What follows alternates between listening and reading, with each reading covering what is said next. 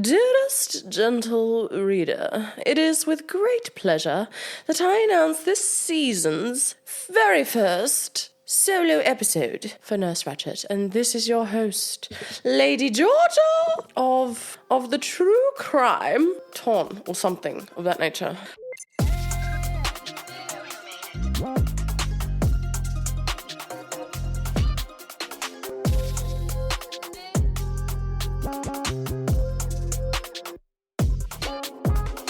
I'm so tired, but I'm here. I'm leaving it to the very last minute to record, and that is so on brand for me.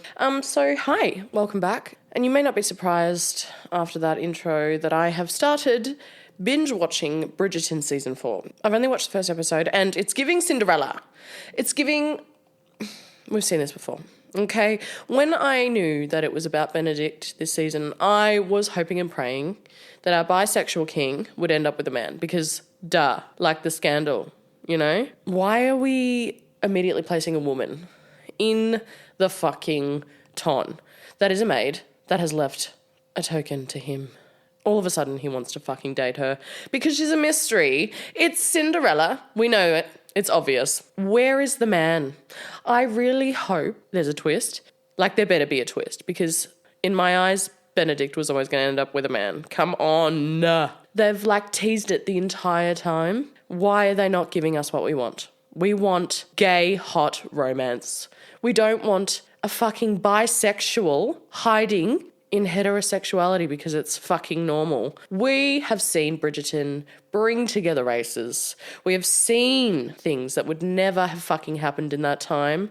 Like, why are we going down a predictable heteronormative road? A Disney road, even. Like, why the fuck are we doing Cinderella again? It's been done a million times, okay? We've watched Ever After. You know, we got our fucking Cinderella fill from fucking Drew Barrymore, okay? It's done. It's over. We don't need to fucking do it again in Bridgerton. Come on. Anyway, rant over. I'm hoping there's a twist. That's all I'll say. Anyway, all of this is irrelevant because today is our first solo episode. I've decided to do a few solos because I have thoughts, and sometimes I just need to get them out without any responses, any bantering, and for the serious topics, I feel as though I could just rant at you, and that would be okay. For some reason, when I started this podcast, I felt like I needed a second voice, always. And I love having a guest, and I will always be having guests on regularly, but I am going to, introduce solo episodes as well, so that I can do it in my own time, so that I don't have to work around a guest, And I think you guys will stick around. I hope you enjoyed our first episode. It was a pleasure having my sister on. I love her dearly, and the feedback was amazing. You loved her. And why wouldn't you? She was great. She has a perfect podcast voice, smooth as silk. It was a pleasure to edit her. She really didn't need any editing. All of the editing was me. Apologies for the echoing in last episode. I had her gain up far too much and my voice was being picked up by her microphones. Teething problems for the new year. Anyway, let's do a catch-up because we didn't really get to catch up much in the first episode. I wanted to start off with a bang, and that we did. I need to catch you up on a few things, okay? So this year, we're taking a bit of a turn again with solo episodes, but you may have noticed the absence of a certain co-host. Olivia has decided to take a step back from the podcast. We wish her well, and we hope that she will return. Sometimes we get burnt out, and that's okay. We hope to see her in future. Perhaps she will feature later on, but for now she's taking a step back, and we wish her well. We love you, Queen. Self-care is important, and you got to do what you got to do for your own mental health. So for now, I will babysit the podcast, as it is my baby. And we will continue to push it further into depravity, true crime, healthcare true crime, and other shit. So we are continuing on with all types of genres under the umbrella of true crime and other horrific things. But I feel like this year we're going to branch out a little bit. I intend to get more guests on, all different types and varieties of people in healthcare and outside of healthcare. Even listeners. So yeah, you can look forward to that. More guests. and more stories. I want to talk about survival stories. I want to talk about grisly deaths. Those things fucking interest me. You know, balancing it out with palate cleansers like survival stories, I think is great, would be great. It's what I'm interested in. So if you're interested in what I'm interested in, then you'll love it. I really got some good feedback from the cave rescue story that I did last year. So I think we'll do more of that. There's some iconic survival tales out there, and I think I need to sprinkle in a little bit of hope amongst the depravity in this podcast. But anyway, today I'm going to talk about Lucy Letby, because if you don't know, yours truly, was featured in the latest Lucy Letby documentary on Netflix. Yes, your bitch has made it. She had a total of, I'm going to say, the first clip was 30 seconds. I know that much. And, you know, the second clip really wasn't that much longer. So I'm going to say a total of 60 seconds worth of footage of me on my TikTok talking about Lucy Letby. But you know what? Bitch has made it. She's there. People noticed. People have been fucking messaging me saying, were you on Netflix? Is that you? Because the TikTok that they used was from years ago when Lucy Letby was at trial. And I was just covering the updates, nothing crazy. I didn't get much interest in it on TikTok, so I kind of just let it go. I was like, okay, well, people aren't interested in this, or the algorithm's not pushing it, or whatever. But then we covered it on the podcast, as, you know, if you've been here from the very start, it was like our second episode, and Olivia presented it quite well. And we had a view that she was guilty because she was found guilty in a court of law. And we kind of left it at that. We called her a cunt, we called her a monster, and then we sort of moved on. But Olivia did touch on the fact that there was questions regarding her guilt and whether or not she got a fair trial. So since then, there's been a third wall review, and then there's been countless voices in the media contesting her guilt and providing their theories as to why she's not guilty, and what we really need to be looking into, which is the hospital, you know, and the system. And look, they're not wrong in that. There have been countless people who have been wrongly chucked in jail, mainly nurses, for systemic failures, you know, and they've been chucked in jail. Sometimes some have been released, but others have not, you know, so it's not unheard of. I mean, look at Redonda in America, like that happens all the time. Nurses get thrown under the bus. So I'm very curious. It's fascinating. And if you're anything like me, you want to hear both sides, right? So I think it's only fair that we present the other side today. And what I'm going to do is present a report that was done by a panel of doctors, experts in the neonatal field, in the NICU field, paediatricians. They've also got a nurse on there who is very experienced in the field, which I did appreciate. And they got together and went through all of the medical charts of the children. And they found that you would have seen in the documentary that they found no murders. I tried to find the transcript from the actual trial and I couldn't find it. It's not available to the public, and I just think, why? It's a huge case. But this report is readily available, and ladies and gentlemen, we are going to read it. So hold on to your butts, because we're going to dive in. And if you're from the medical field, it's really going to be quite medical terminology. I'll try to, if you're not from the medical field, I'll try and explain some things if it sounds complicated, but, you know, anyway, I'll do my best. I apologise if there's jargon in this, is what I'm trying to say. Okay, but let's get into it. So, in August of 2023, Lucy Letby was convicted of the murder of 7 babies and attempted murder of an additional 7 babies at the Countess of Chester Hospital neonatal unit. In April 2024, she appealed her conviction, but her appeal was rejected. Dr. Shu Lee, who pioneered this report, testified at her appeal and was concerned that there were problems with the medical evidence used in her trial and appeal. As Lucy had exhausted all avenues of appeal, Dr. Lee proposed to Lucy's solicitors that he would convene an international expert panel to examine all the medical evidence in detail and to produce an impartial evidence-based report about the causes of injury or death of all the cases involved in the trial. The report would be released regardless of whether the findings were favourable or unfavourable to Lucy. Lucy and her solicitors agreed, because what the fuck did they have to lose? Really? She's serving fucking 7 life sentences. So the objective of the international expert panel is to provide an impartial evidence-based report about the causes of death or injury among the babies. There would be no determination of innocence or guilt of Lucy Letby, just the facts. Because it's not for them to say, but they can only comment on what they're experts in, which is medicine. And this is the thing that was missing from Lucy Letby's trial, was the fact that she had no experts. She had a fucking plumber as a witness, and that was it. I still don't understand that. Like, was her lawyer stoned when the trial was going on? Because that's the only way. Stoned or paid off is the only way that I could fucking explain their complete failure to represent their client adequately, whether she's guilty or not. Like, that's irrelevant. She had a shit representation. Like, that is clear. But anyway, back to the report. Lucy and her lawyers provided the panel with access to medical records and witness. These are new lawyers. BTW. So they provided the panel with access to medical records and witness statements used in the trial. I would love those statements. Wish they were available to the public. But anyway, the panel self-determined how to examine the medical evidence, interpret the findings, and produce a report. As the chair, Dr. Shu Lee issued the following instructions to the international expert panel. Dr. Shu Lee, by the way, Dr. Shu Lee is a retired neontologist. So he's an expert in neonatal shit, basically, and he's retired, working on his farm, and then he gets contacted by a lawyer who was very particularly invested in Lucy Letby's case. His name's escaping me, and this kind of sparked the beginning of the whole report. Anyway, continuing on, he issued the following instructions to the international expert panel. 1. Review the medical records and determine the cause of death or injury. 2. Review and comment on the expert witnesses' statements and opinions. 3. Issue an independent report about the causes of death or injury. Each case was examined by 2 experts independently, who then submitted their reports to the chair. If their findings were in agreement, their conclusions were accepted as final.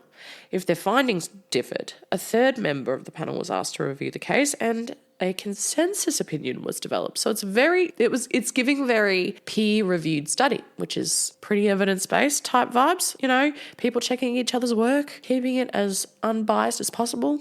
I mean, it's giving straight and narrow down the line. I mean, that's what you do, isn't it? The panel comprises 14 very experienced and well-known experts from highly prestigious institutions in 6 countries around the world, including Canada, US, Japan, Germany, Sweden, and the UK. Wish we were in there, fuck's sake. Anyway, we're not good enough. They included 10 neontologists, 1 paediatric surgeon, 1 paediatric infectious disease specialist, 1 senior neonatal intensive care nurse, queen, and 1 other paediatric specialist. So, you know, we've got a very comprehensive team of experts in child medicine, which is what you would want, you know, to determine the death of a child and what caused it. Okay, so let's get into the individual babies. This is what I found absolutely fascinating. They break down each baby, what they found and what they think, okay? So baby 1 was a male infant.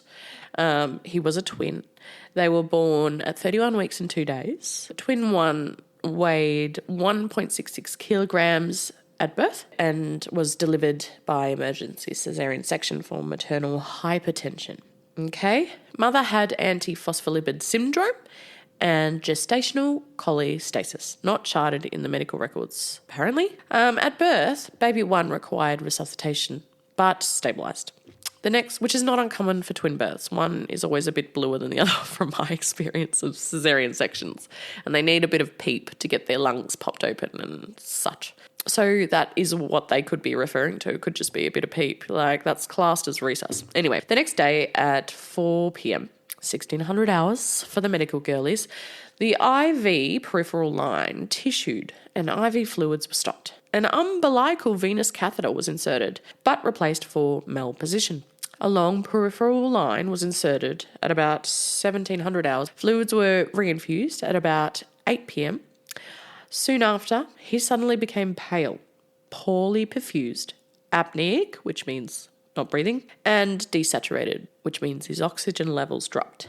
He was intubated, resuscitated, and received 7 doses of adrenaline, but no blood gases were done during the 30 minutes of resuscitation, which is not normal. His heart rate dropped and small ECG complexes were noted. Skin discoloration with blotchy patches of brighter pink on a bluey-grey background was observed. The infant did not respond and treatment was withdrawn. Conviction. It was alleged that baby 1 died from injection of air into the IV line, causing air embolism, resulting in collapse, patchy discolorations of the skin, and death. So, what is true? Well, the panel found that in December 2024, 2 doctors published research showing that patchy skin discoloration has never been reported in infants with venous air embolism, including IV air injection. When air is injected into the veins, air bubbles must first traverse the lungs, where they are filtered out by a vast bed of small blood vessels called capillaries. In infants, there is a hole in the heart, it's called the foramen ovale, that normally closes shortly after birth. So, it is possible for air bubbles to escape through the hole into the arterial system, but Zhu and Lee reported no patchy skin discolorations in infants with IV injection of air. Patchy skin discolorations are caused by dilation and contraction of small blood vessels in the skin in response to hypoxia, which can occur in many conditions. Mother had antiphospholipid syndrome, which is a condition in which the immune system mistakenly creates antibodies that attack tissues in the body. These antibodies can trigger blood clots to form in arteries and veins. During pregnancy, antibodies can pass through the placenta to the neonate and lead to thromboembolism, particularly if there's current infection, because inflammation can cause clots. The post-mortem of baby 1 showed a recent non-occluding thrombus in the liver, which means there was a recent thrombotic event, as in a clot. If anyone wants to know what a thrombus is, it's a clot. On the day of collapse, baby 1 had 2 central catheters that were left without infusion for up to 4 hours, which predisposes them to thrombosis, like blood clots can form on the end of them if they're not regularly flushed. And if that breaks off, then it can clot a small vein or artery. So shortly after infusion was started in the most central line, baby 1 collapsed. So that would be consistent with a thrombus flicking off. Their conclusion is a thrombus from the catheter tip likely migrated to an artery supplying the brain stem, causing sudden collapse and inability to resuscitate the infant. It is also possible that baby 1 had something that was called a placental fetal vascular malperfusion, in which the fetal villi in the placenta present small thrombi, which is clots, that can travel to and occlude small blood vessels in major organs like the heart, brain, and liver. If a small thrombus lands in the artery supplying a critical structure like the brainstem, it can cause sudden death, and they are very hard to find on postmortem. Collapse associated with fetal vascular malperfusion can occur 1 to 2 days after birth. So the panel's conclusions are that, number 1, the baby likely died from thrombosis, and number 2, there is no evidence of air embolism. They couldn't find it in the postmortem, given that it's very hard to detect, but the rash that they found, they assumed, the discoloration of the skin, they assumed, according to these doctors, that it was caused by an air embolism, and they didn't really research further into other diagnoses it could be. That's what they're supposed to do as doctors. They're supposed to look at all of the possibilities before they come to a conclusion, especially if someone's fucking life is at stake. And there's also a twin. Anyway, so it's very presumptuous to just sort of jump on one thing and not look at what other possibilities it could be, given that there is evidence of a thrombus found in the liver in the postmortem. There's clear-cut evidence that there's a clot there, which means there could be other clots. And the mother had comorbidities that increase the likelihood of clots passed down to the infant. So it's just more likely that it was a clot at the end of the day. I tend to believe that.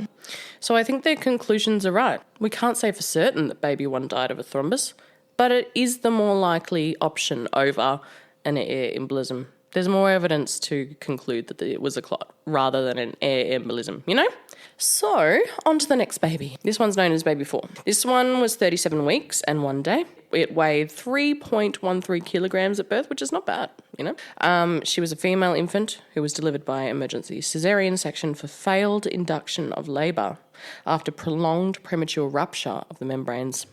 The APGARs were at 8, at 1 minute, 9, at 5 minutes. At 12 minutes, she became pale and floppy and needed respiratory support with bag and mask. For anyone who doesn't know, APGARs, it's a quick test performed on a baby at 1 and 5 minutes after birth. The 1 minute score determines how well the baby tolerated the birthing process, and the 5 minute score tells your healthcare provider how well the baby's doing outside of the mother's womb. So the higher the number, the better they are, basically. It measures things like heart rate, rest rate, muscle tone, reflex irritability, and skin colour.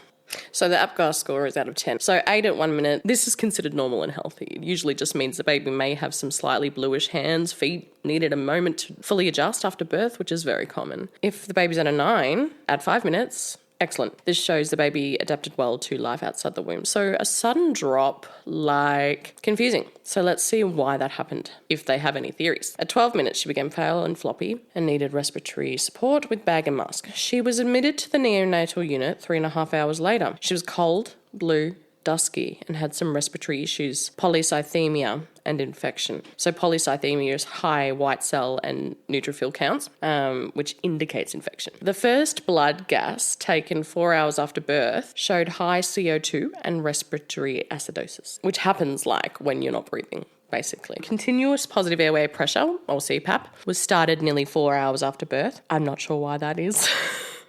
That seems odd, especially when she started to decline 12 minutes later. Anyway, she was electively intubated after 3 attempts and ventilated, so they had trouble with intubating. Chest x-ray showed pneumonia. The following day, she developed fever, deteriorating blood gases, and increasing metabolic acidosis. The next day, she was mottled and had dark brown and black tracking lesions across the trunk of her abdomen and 2 evolving purpuric-looking patches on the abdomen, which is a discoloration. She had prolonged coagulation times, which is not good, raised CRP and repeated episodes of apnea and desaturation until final collapse and death. Conviction. It was alleged that baby 4 was a stable infant who died from injection of air into the IV line, again, causing air embolism resulting in collapse, patchy discolorations of the skin, and death. And look, if she's scoring 8 and 9 immediately after birth and then 12 minutes later collapses, then yeah, they're like, well, she was scoring so well. But really, when we think about it, it's 12 minutes after birth. It's not that fucking long, right? She just held on for a bit longer. You know what I mean? Shit can still go wrong. It doesn't have to be murder. That's all I'm saying. It's very presumptuous, again, given all of the test findings, that they immediately jumped to air embolism. Why would she? Yeah, that baffles me, especially because there's some clear evidence of infection. Interesting, hey? Anyway, let's go to the panel opinion. I'm reading it as you're listening, so I'm just talking out loud at the same time, and then often my questions are answered with the next line, so please bear with me.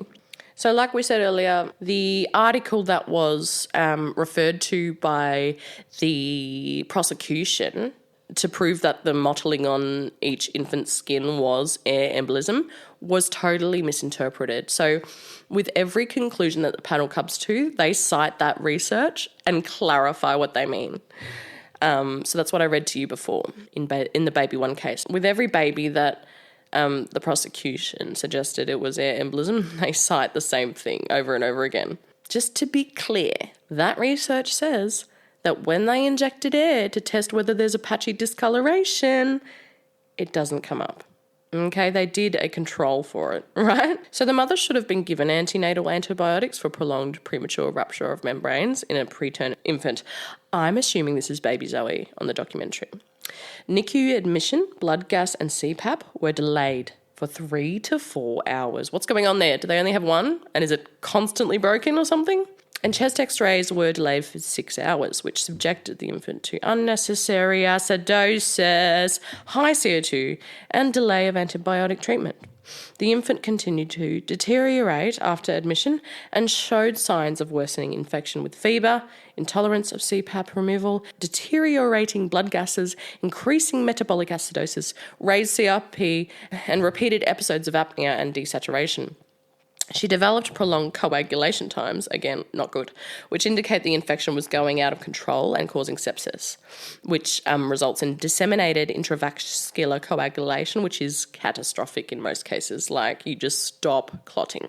DRC causes coagulation in the blood vessels, coagulation deficit, and bleeding. So, basically causes a huge clotting cascade until all of your clotting factors are used up, and then you just bleed. It's horrific. The panels say that coagulation deficits do not occur with air embolism. The patchy skin discolorations were caused by the DIC, causing clotting in the small blood vessels of the skin, which compromised blood flow, which together with hypoxia, triggered dilation and contraction of small blood vessels in the skin, results in patches of skin discoloration, purpuric patches and tracking lesions. Very consistent with DIC. It's typically something that happens when your body is shutting down, or when you've been through a big trauma, or if you're acidotic. You will eventually go into DIC. It's like an automated response. Your body's trying to fix whatever the fuck's going on, and inflammation triggers clotting. That is just what happens. Like, it's very plausible. So anyway, the conclusions. Number 1, baby 4 died of systemic sepsis, pneumonia, and DIC. Number 2, the mother should have received intrapartum antibiotics, like when she was delivering or trying to deliver. Number 3, there was a delay in recognising respiratory distress after birth and starting antibiotics and treatment. And number 4, there was no evidence of air embolism, and I tend to agree. Righto, the next baby is known as baby 6. We're not going in numeric order, they're just numbered as such, if that makes sense. These are all the babies she got charged with, so we're just going through them. And he was 29 weeks and 5 days. He was born at 1.434 kilos at birth and was a twin. He was number 2 twin. He had borderline intrauterine growth restriction. He was born by emergency caesarean section for absent end diastolic flow. He had mild respiratory distress syndrome and hyperglycemia requiring insulin treatment. On the 5th of the 8th, 2015, at 1:30 a.m, he developed sepsis and hypoglycemia and was treated with antibiotics and IV glucose infusion. Over the next 17 hours, his blood glucose remained low. The range was 0.8 to 2.4, despite repeat boluses of 10% dextrose. At 10 a.m, his long IV line was noticed to have tissued, with extensive swelling and induration of the right groin, thigh and leg. IV fluids were stopped from 10 to 12 hours, while a new long line was inserted. At 12 midday, the IV bag was changed, and at 7 p.m, the dextrose infusion was increased to 15%. Not sure why the delay. And the hypoglycemia did resolve eventually. So, conviction. It was alleged that baby 6 was given exogenous insulin through the infusion bag because there was a prolonged period of hypoglycemia. His blood glucose inexplicably rose from 1.3 to 2.4 when his dextrose infusion stopped from 10 to 12 hours. His blood sugar rose after his infusion bag was changed at 7 p.m. and he had high insulin but low C-peptide levels, which indicates exogenous insulin was used. So, okay, the panel opinion. Because the insulin spiking bag theory is pretty much the smoking gun. Like, you can't really explain away exogenous insulin being in a baby system, right? The panel's opinion is that the hypoglycemia started with sepsis, which is a thing, and was prolonged because the IV infiltrated for several hours.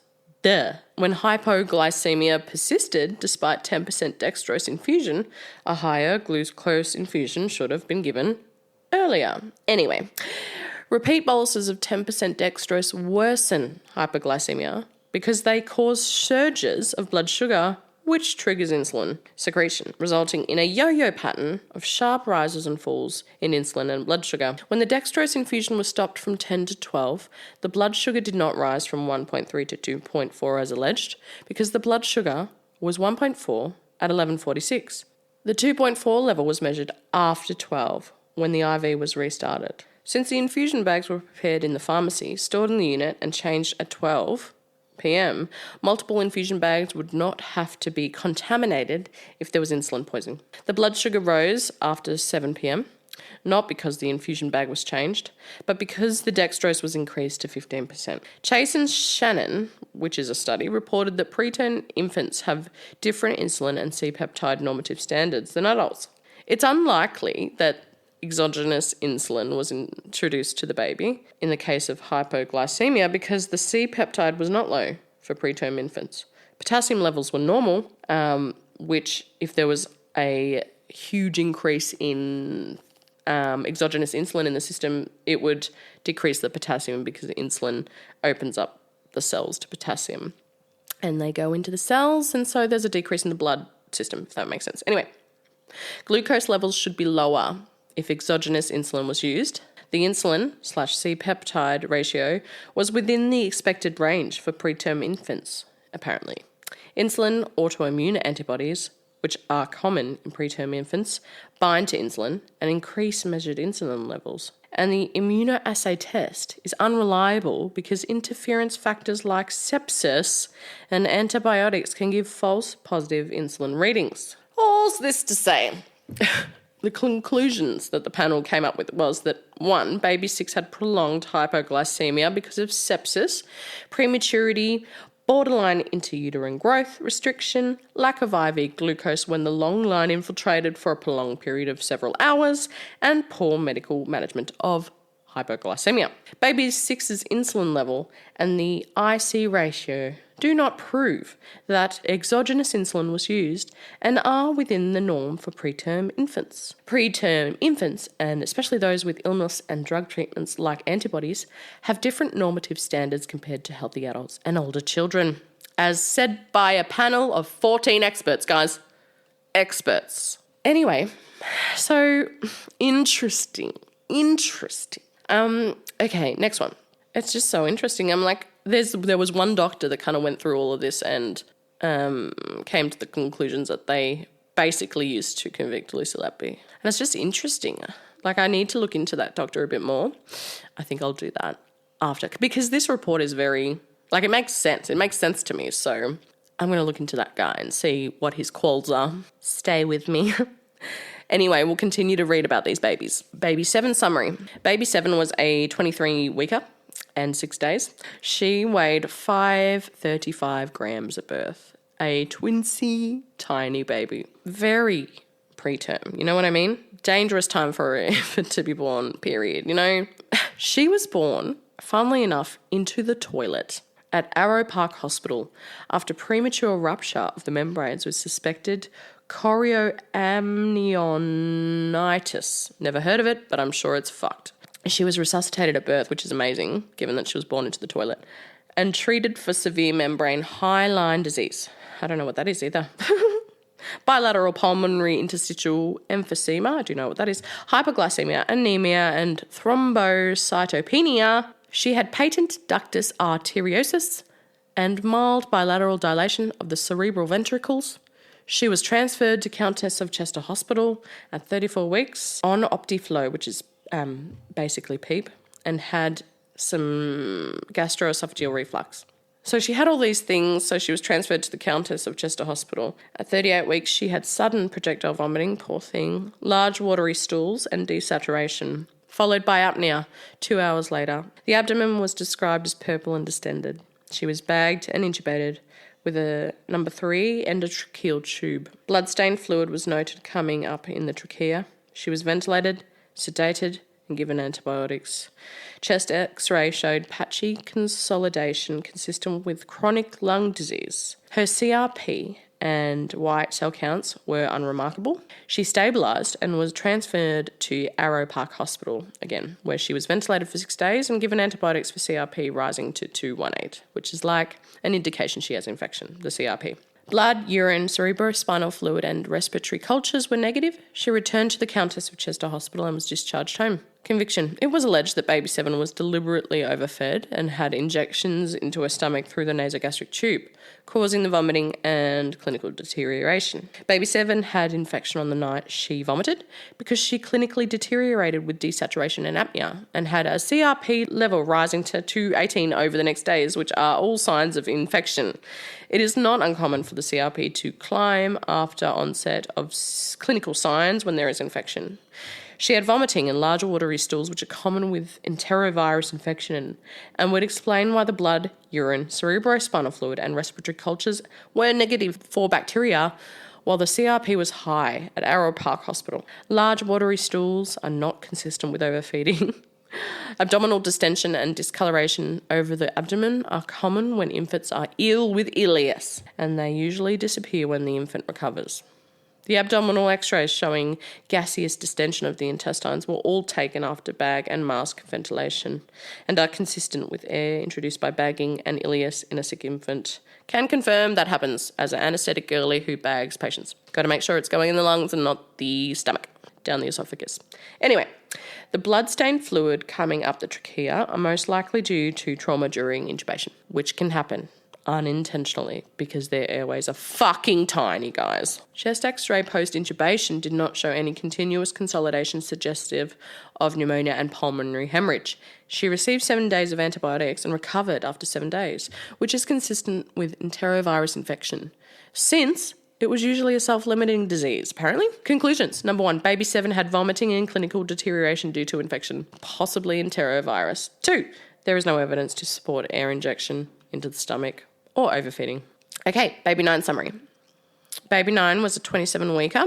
She weighed 970 grams at birth with intrauterine growth restriction, who was born under premature rupture of membranes at Liverpool Women's Hospital. She was treated for mild respiratory distress syndrome, the respiratory support and antibiotics for sepsis beginning on day 1 of life, and with intravenous and enteral feeds by oral tubing. She developed bradycardias, respiratory distress, and an elevated white count. Bradycardia is a slow heart rate. So this led to her first of 5 transfers to 4 hospitals on day 12 of life. She developed chronic lung disease and abdominal distension and recurrent episodes of apnea, desaturation, and bradycardia requiring resus and ventilation. She had viscous, gelatinous secretions from her airway and mouth that were associated with frequent blockages of her ET tube and sticky stools. A register stated that it's not unusual for babies on breathing support to get secretions, but it was a bit unusual for them to be so stubborn at being removed. Testing for cystic fibrosis was sent. She had an episode of lung collapse at 12 and a half months. She had an episode of severe apnea, bradycardia, desaturation, and a heart block and died. Conviction. It was alleged that the air was injected into baby 9's stomach via a nasogastric tube, leading to recurrent episodes of abdominal distension, splinting of the diaphragm, and respiratory arrest. On 13th of the 10th, 15, it was alleged that the apnea alarm was deliberately turned off by one Miss Lucy Letby, resulting in delay in response to a collapse. On the 15th of the 10th, 15, it was alleged that air was injected into her IV tubing, causing air embolism and death. Panel opinion.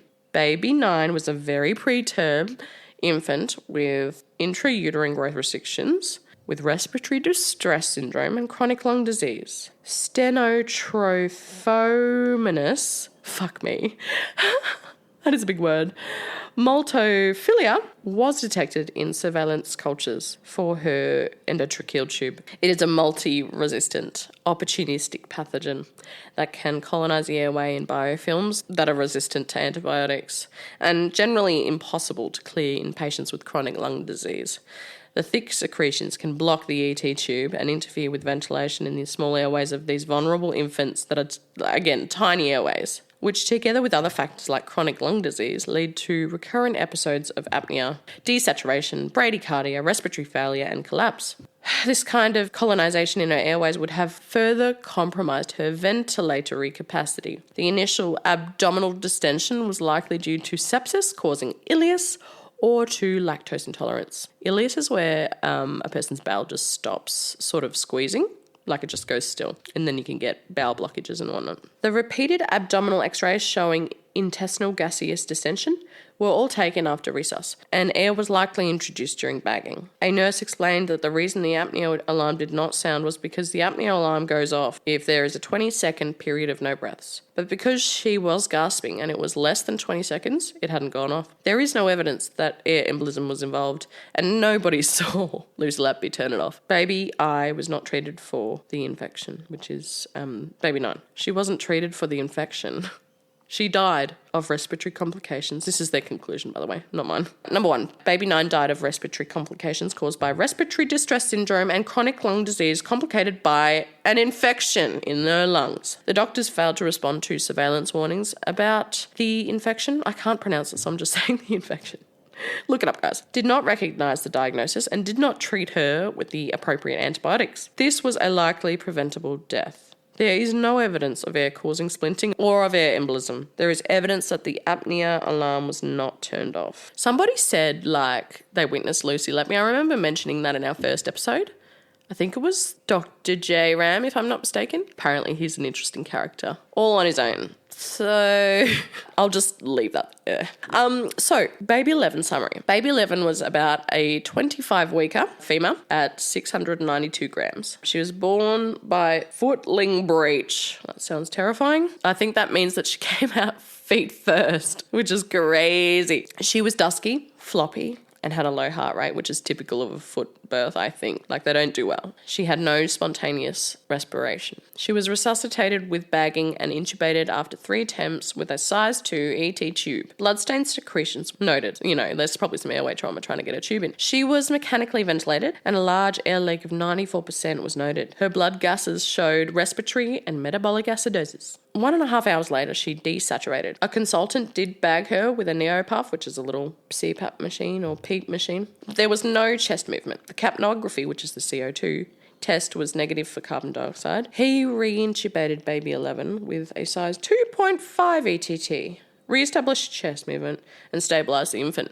Chest x-ray was consistent with respiratory distress syndrome or pneumonia. There were 2 further episodes of desaturation requiring resuscitation. Baby 11 was transferred to Alder Hey Hospital, and I'm assuming survived because it was transferred. Conviction. The consultant alleged that Baby 11's first episode of clinical deterioration was caused by deliberate dislodgement of her ETT tube by Lucy Letby. Since bagging failed to move the chest and carbon dioxide was not detected by capnography, he alleged that the incubated alarms were deliberately turned off to prevent prompt rescue response because he did not hear the alarms when he entered the room. The panel opinion.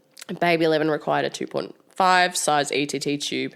Instead, she was traumatically intubated with a size 2, with a resulting 94% air leak. As a result, ventilation was ineffective because 94% of the air was leaking out and only 6% was entering the lung. Effective gas exchange could not occur and mechanical ventilation could not generate sufficient pressure to keep the small air spaces in the lung open. This led to gradual collapse of the small air spaces in the lung and deteriorating gas exchange. When the tipping point was reached, the infant decompensated, desaturated and collapsed. Bagging to reopen the collapsed small air spaces in the lung requires relatively high pressures. Bagging with the neopuff, which has a safety feature to limit air pressures, did not generate sufficient pressure to remove the chest. You need a tube in there. Capnography did not work because the device measures built-up of carbon dioxide in the ETT tube during expiration. But with 94% air leak, the CO2 could not build up sufficiently to trigger the measurement. It would have just fucking leaked out the sides, guys. There is no evidence to support dislodgement of the ETT tube. The consultant stated that he did not hear the alarms, but a nurse, not Lucy Letby, stated that when I returned to the unit, I immediately became aware of the alarm sounding.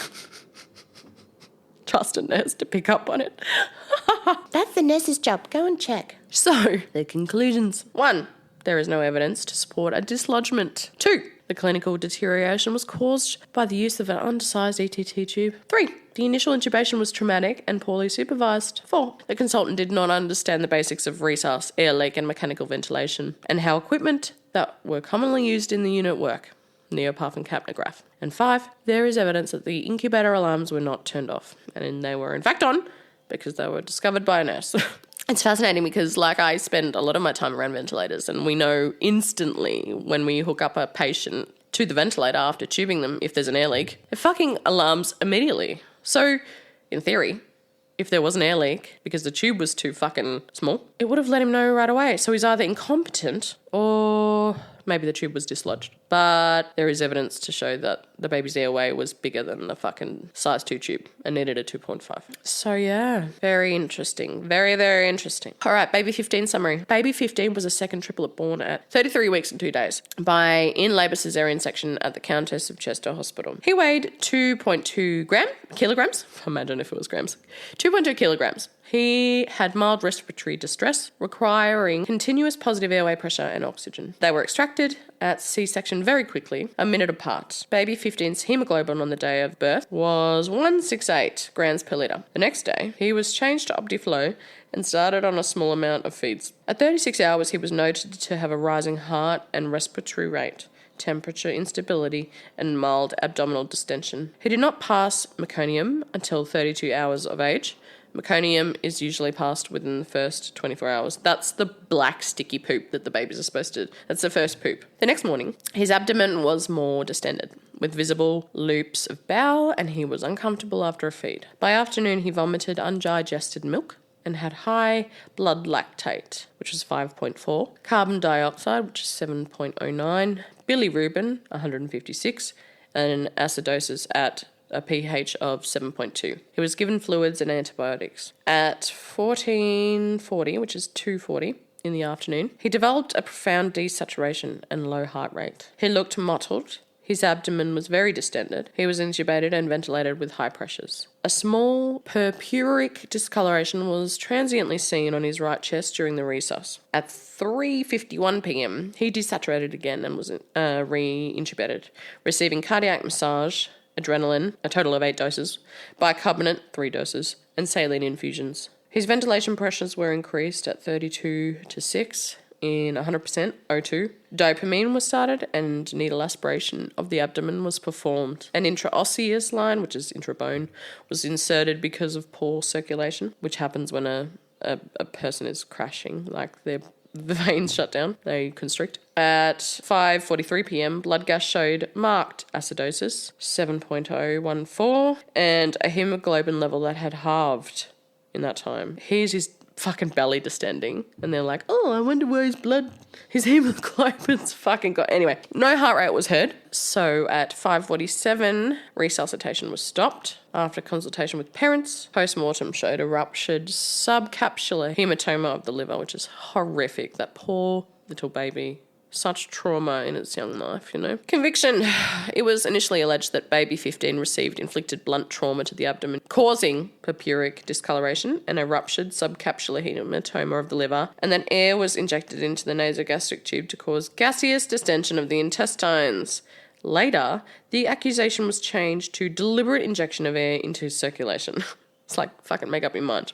So the panel opinion was that baby 15 collapsed because the subcapsular hematoma ruptured, causing acute major hemorrhage in the peritoneal cavity, sufficient to cause a near halving of the hemoglobin level. So it's basically a huge bleed into your perineal cavity. So it's like you're bleeding out, but internally. A subcapsular liver hematoma is the result of traction or shear forces applied to the thin, fragile liver capsule through the hepatic ligaments. In baby 15, this was highly likely the result of the extremely rapid delivery, which is a well-recognised cause of birth injury. Bleeding into a subcapsular hematoma is characteristically initially slow because it is contained by the pressure of the enveloping liver capsule. In these early stages, the clinical signs are insidious and difficult to recognise. High-pressure ventilation decreased venous return to the heart and contributed to liver congestion.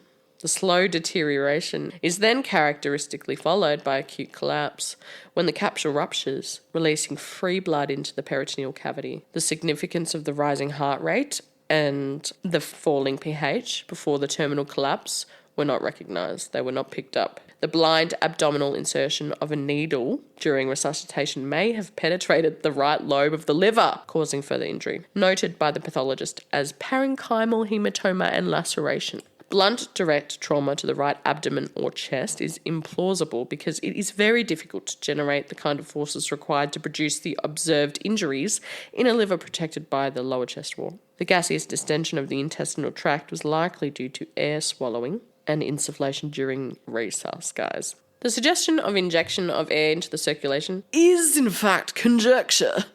Panel conclusion. Baby 15 died from a subcapsular liver hematoma caused by traumatic delivery, resulting in hemorrhage into the peritoneal cavity and profound shock. This was not recognised ante-mortem, as in before death. All right, so those are the quote-unquote murders in question. What do you think? I think that was very informative and made a lot of sense. And it definitely pointed out what didn't make sense, which was how they came to the conclusion that the babies were injected with air and that's how they died, without looking at everything else. To summarise, these doctors said that they found numerous problems in medical care related to the 17 cases, including 1. Medical histories were incomplete. 2. Failure to consider the obstetric history. 3. Disregard for surveillance warnings about infectious bacterial colonisation. I know. What? You found it and did nothing about it. Anyway, moving on. 4. Misdiagnosis of diseases. 5. Caring for patients that were beyond their designated level of care. 6. Unsafe delays in diagnosis and treatment of acutely ill patients. 7. Poor skills at resus and intubation. 8. Poor supervision of junior doctors in procedures like intubation. 9. Poor skills in basic medical procedures like insertion of chest tubes. 10. Lack of understanding about respiratory physiology and basics of mechanical ventilation. 11. Poor management of common neonatal conditions like hypoglycemia. 12. Lack of knowledge about commonly used equipment in the NICU, like the neopuff and capnograph. 13. Failure to protect at-risk patients from trauma during intubation, like the baby with haemophilia. 14. Lack of teamwork and trust between the health professionals, which is a common thing in the healthcare industry, especially one that's understaffed and underfunded, like the NHS. Anyway, general findings. Statements given by witnesses point to serious resource and infrastructure deficiencies that impact on the general patient care at the Countess of Chester Hospital.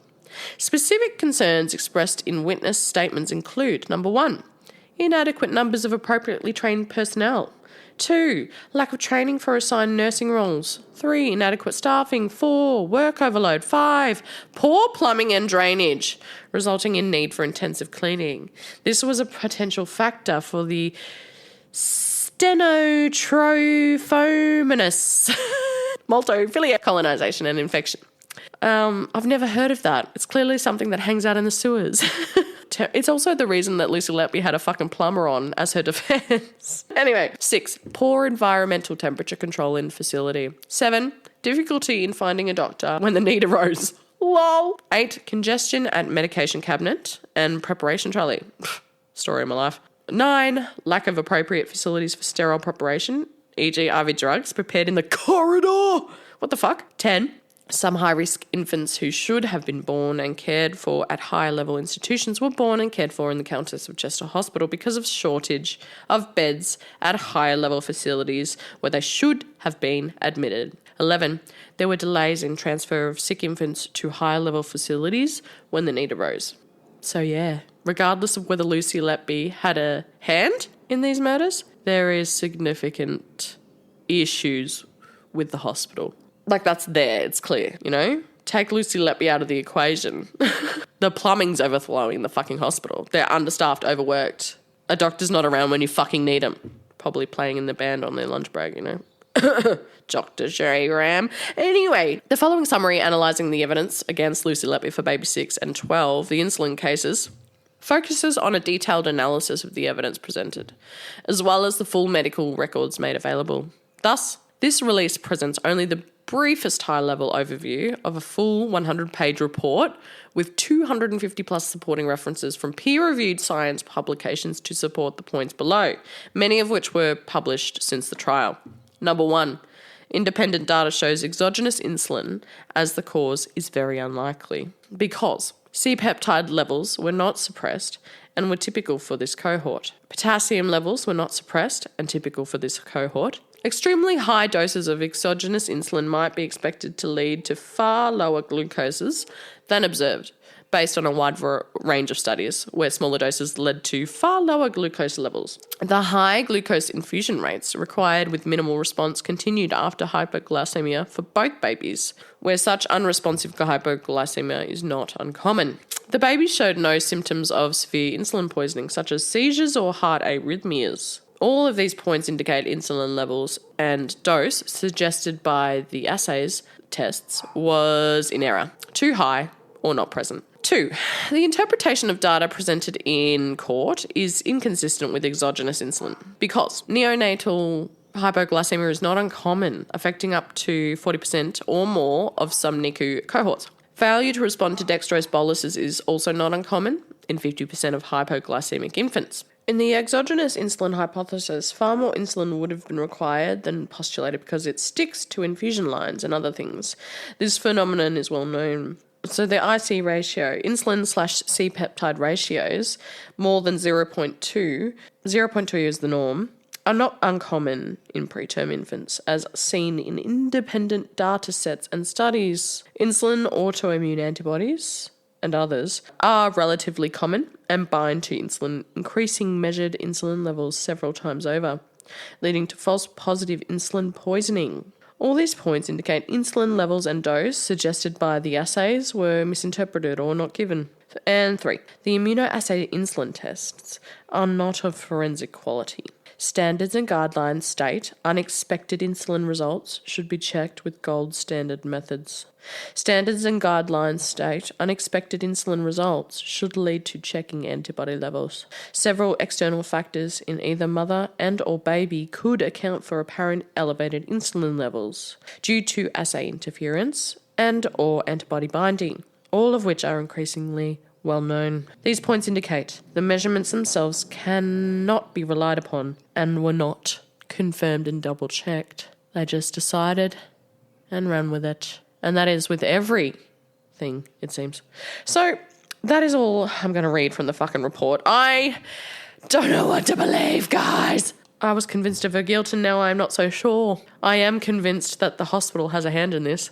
And I would not be surprised if they've thrown Lucy Letby under the bus because she's not particularly popular. Like, she's never been popular with them.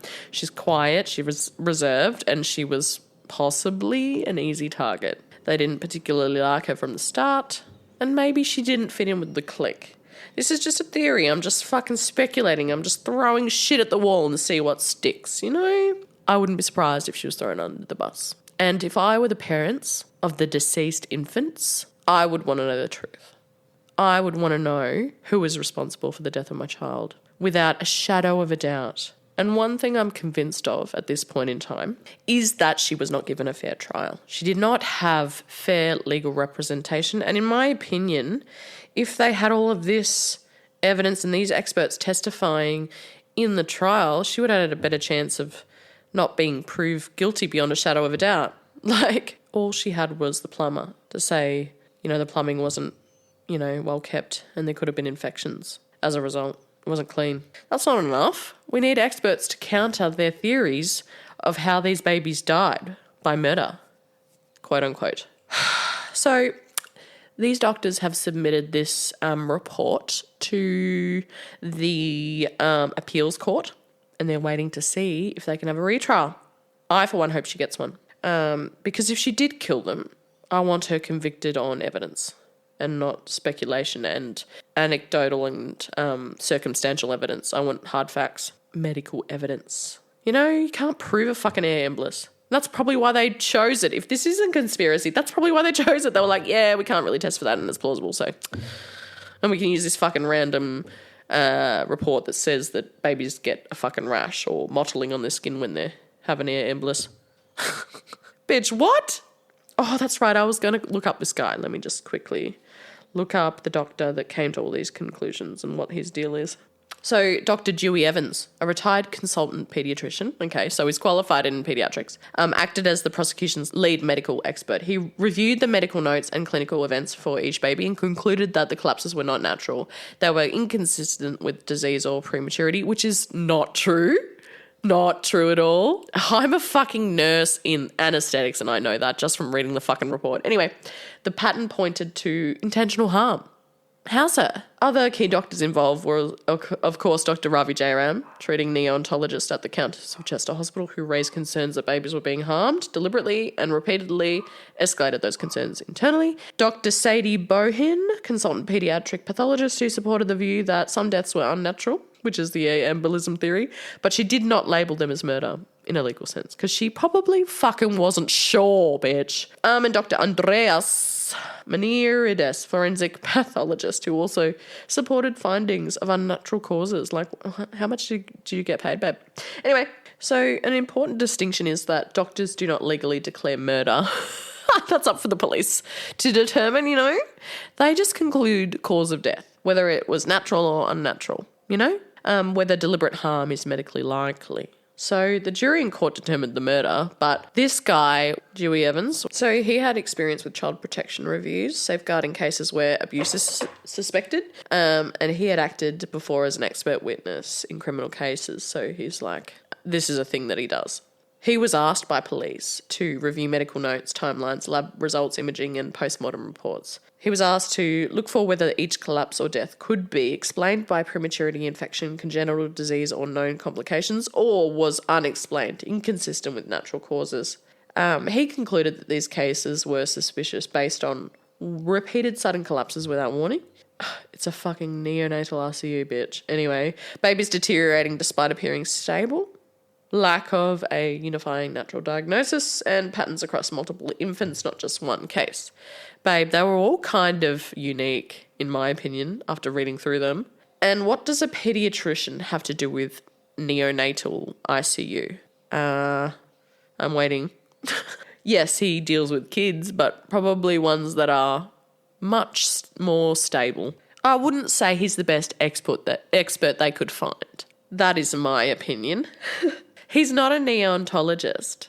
He's not a neontologist. He has no specialist neonatal intensive care training. Okay? Wrong guy to go to, in my opinion, guys. Wrong guy. Critics argue neonatal collapses can look unexplained because they're so little and unstable. Like, that's a known thing in the medical world that kids can fucking collapse without warning and they'll die if you don't get onto them within seconds or minutes, you know? They can bounce back quick if you get to them in time, but no, they go downhill fast. So he reviewed cases after concerns had already been raised, so maybe he had a bias, you know? Once you suspect foul play, benign explanations are more easily dismissed.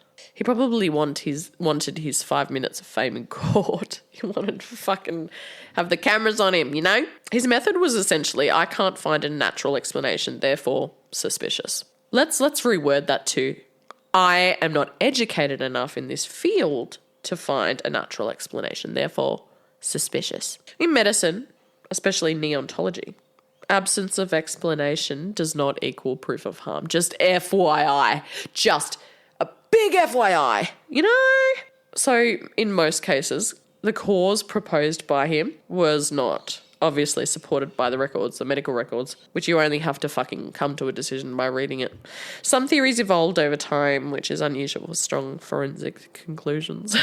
They were like, oh, maybe we could say this, you know, just slot that in there. That'll look better in court.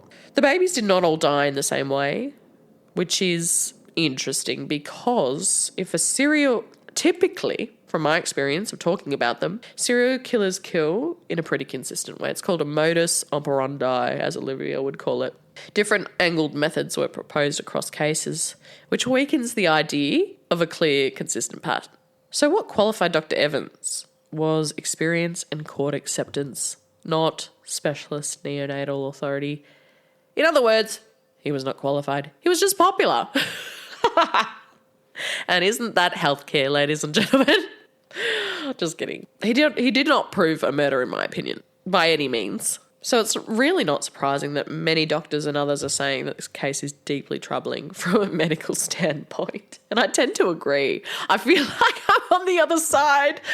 Oh my God, I've been swayed, I've been turned. I am now a conspiracy theorist. I think the real conspiracy is that fucking Lucy is the murderer. Like, that's crazy work. That's a stretch. I will say that she's mentally unwell.